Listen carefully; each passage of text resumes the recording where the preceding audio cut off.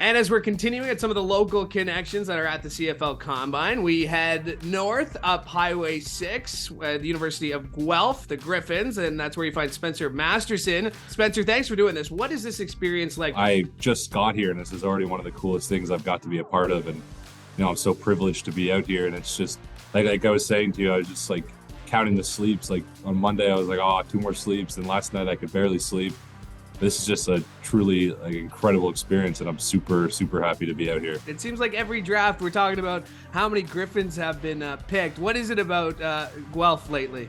Honestly, a huge thing is we have great facilities at Guelph, so that helps us prep and get ready for these type of events and for the CFL.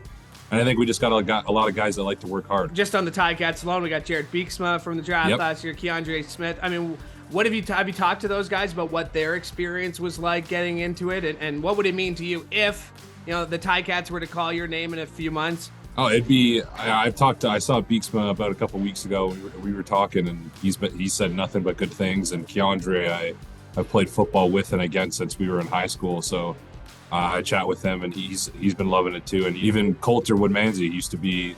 I used to play next to him in my first couple of years. Then he got drafted, and he's again said nothing but great things. And it'd be truly an honor to be selected by the Ticats. It'd be incredible to play with Coulter again, and Keandre and Beeksma, and to have that kind of connection with those guys.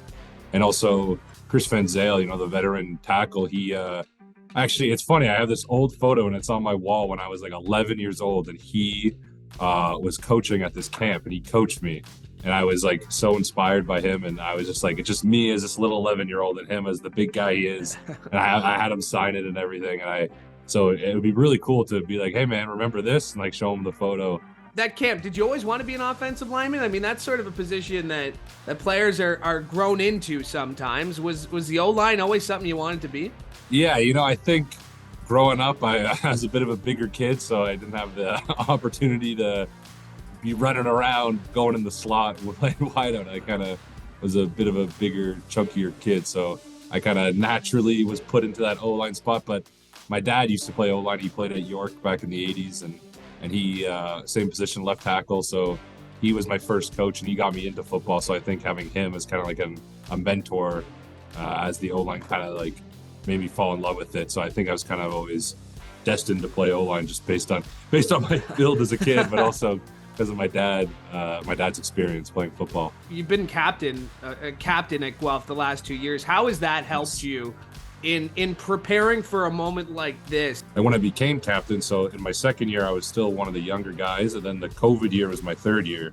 And then my fourth year, I was a captain. So my transition from, just a younger player on the team, and then the next time I'm playing football, I'm a captain. It was a big shock, but I think it taught me to face adversity and really learn how to develop these skills and kind of learn on the fly, which I think are valuable skills to have.